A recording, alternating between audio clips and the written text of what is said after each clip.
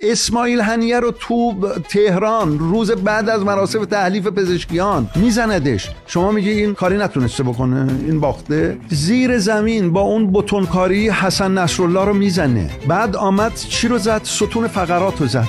ستون فقرات سوریه بود، آمد عراق رو کلیر کرد. الان هشت شبی کجاست؟ تحقیقات ثابت کرده که 200 روزنامه‌نگار در غزه به عمد به طور مستقیم کشته شدن. شما میگید 200 خبرنگار رو کشتن. بله کشتن. 300 تا میکشن. نتانیاهو الان نابود بشه. مثلا نتانیاهو رو امروز آمریکایی‌ها بگیرن، همین نتانیاهو اعدام کنن.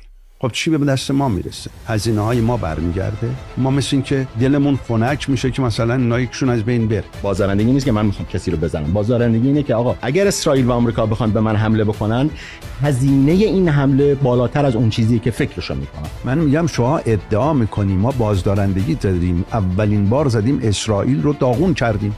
میگم چشم. میگم بعد از اون اومده زده، شما ضربه متقابل رو نزدی، یا بعد ضربه متقابل فوری بزنی یا بری تو مجامع بین المللی اون رو بیاری سر میز محاکمه. آوردی یا نیاوردی؟ هنوز نیاوردی. پس تا الانش بازدارندگی نداری. من با شاخص میگم.